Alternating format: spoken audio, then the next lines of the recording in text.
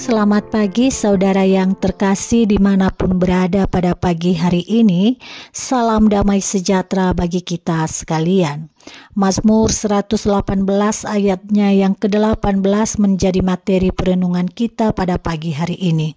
Firman Tuhan berkata, Tuhan telah menghajar aku dengan keras, tetapi Ia tidak menyerahkan aku kepada maut. Saudara yang terkasih, saat saya mendengarkan kata didik, pendidikan, dan orang terdidik, biasanya yang terlintas di pikiran saya atau mungkin orang pada umumnya adalah sekelompok orang yang memiliki wawasan yang luas. Pendidikan memang memiliki tujuan demikian. Ia menargetkan untuk menghasilkan manusia yang berubah dari yang tidak tahu menjadi tahu. Tentu ini hanya pandangan umum dan tidak berlaku pada kasus-kasus khusus. Sebab dalam kenyataannya kita bisa saja menemukan orang yang berpendidikan tinggi namun tidak bisa mempertanggungjawabkannya dengan perubahan hidup dengan kehidupan yang berwawasan luas.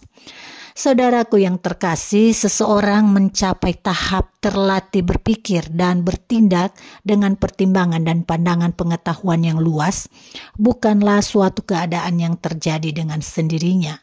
Ada sebuah proses yang dilalui. Proses itu membutuhkan waktu dan energi. Di dalamnya membutuhkan pengorbanan. Proses itu terkadang keras. Seperti orang tua mendidik anaknya. Kadang sebagai orang tua harus bertindak tegas dan keras saat sadar bahwa anak melakukan hal-hal yang bisa membahayakan dirinya. Si anak mungkin tidak sepenuhnya menyadari maksud baik orang tuanya. Tetapi suatu saat anak itu pasti memahami mengapa orang tuanya bertindak keras dan tegas terhadapnya.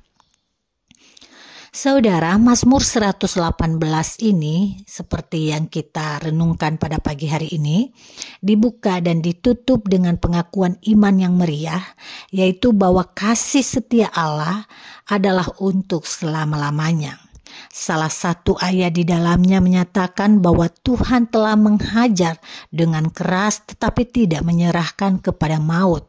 Ini merupakan sebuah pengalaman iman bersama Allah. Pemazmur sedang mengenang pengalaman hidup umat Israel bersama Tuhan di padang gurun saat keluar dari Mesir. Berulang kali Allah mesti menghajar dengan keras. Tujuannya bukanlah untuk membunuh bangsa ini, melainkan supaya bangsa ini belajar semakin taat dan penuh kepadanya. Kepatuhan kepada Allah akan membawa mereka kepada kehidupan. Ketika Allah menghajar bangsa Israel, mereka tidak dapat melihat maksud dan tujuan Allah. Namun dengan berjalannya waktu, keturunan mereka dapat melihat bahwa apapun yang Allah lakukan, semuanya itu dilandasi oleh kasih setianya yang tak berkesudahan. Saudaraku yang terkasih, kita juga sebagai umat Allah saat ini memiliki pengalaman yang silih berganti setiap hari. Ada pengalaman yang menggembirakan, ada juga pengalaman yang sangat-sangat menyakitkan. Dan untuk tetap kuat dalam proses itu, kita dapat memaknainya sebagai proses bersekolah dalam bimbingan Tuhan.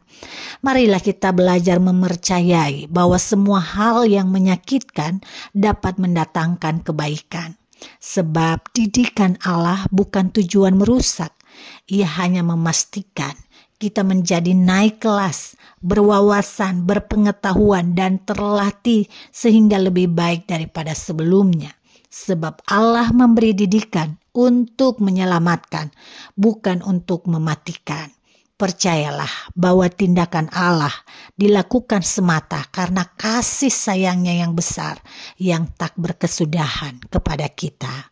Tuhan memberkati. Mari kita berdoa. Terima kasih Bapa di surga, kami bersyukur pada pagi hari ini kami bisa bangun dari tempat tidur kami dengan kekuatan yang baru.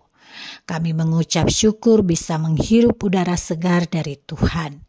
Dan kami mengucap syukur, kami dibimbing oleh firman Tuhan, bahwa setiap hal-hal yang menyakitkan, kami bisa memaknainya sebagai sebuah proses didikan Allah, dan memastikan bahwa kami bisa melewatinya, sehingga kami bisa melaluinya, dan kami menjadi naik kelas di dalam perlindungan Tuhan. Kami bersyukur hari ini untuk segala sesuatu yang telah kami rasakan terima dari Tuhan. Dan selanjutnya kami memohon di hari ini biarlah Tuhan yang memimpin kami sehingga kami bisa memberi respon yang tepat untuk setiap pengalaman kami. Tuhan yang memberkati kami sehingga setiap pekerjaan tangan kami dapat mendatangkan yang baik buat diri kami, keluarga kami, dan orang lain yang ada di sekeliling kami. Ini doa kami Bapa, kami menyerahkan sepenuhnya hidup ini hanya ke dalam tangan-Mu. Di dalam nama Yesus Kristus kami bersyukur dan memohon. Amin.